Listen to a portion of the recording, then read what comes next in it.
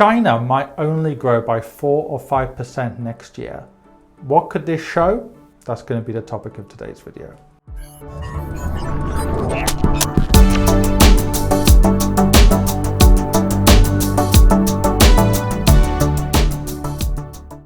Okay everyone, if you're an expat or a high net wealth individual in particular, go over to adamfire.com and see how I can help you. Now on this video I'm going to talk about China. Now what's interesting about China is they're going through a very big transition at the moment whereby they're going towards an economic model which doesn't just focus on economic growth. So previously they were obsessed with economic growth to lift the living standards of the population. Now they are focused, at least the propaganda is focused on kind of good quality growth, so to speak, and reducing income inequality. And many banks and other institutions are now believing that China might only grow by 4 to 5% next year, which is very realistic for a number of reasons. Number one, in 2019, China only grew by 6.1%. And the Chinese government, which is the second point, they've set a target of their GDP to double by 2035, which is a compounded rate of 4.7% per year. So, 4 or 5% is very much in line with that.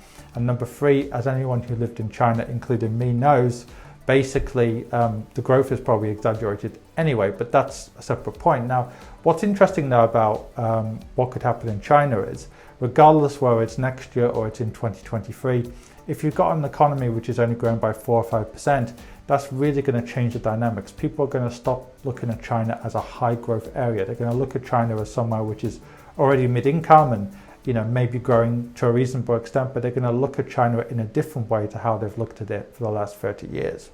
Number two, if China is going to be focused on income inequality and wealth inequality, what that suggests is more of the consumer goods companies are going to do better. In other words, if you think about the China model in say 2010 or even 2015, yes, you had a rising middle class, but you had a lot of rich people. You had the manufacturing sector, which was producing still cheap goods for the world. What China wants to go towards is more like a consumer sector where more people can consume. Now that's already been happening now for 10 years or 20 years or whatever, but they want to go to the next stage of that. So that could imply that consumer staples and consumer kind of goods which are linked to more wide ranging consumerism could do very well. However, as I've said on many occasions before, China's a high risk stock market. You don't need to invest in China directly to get exposure to the Chinese middle class.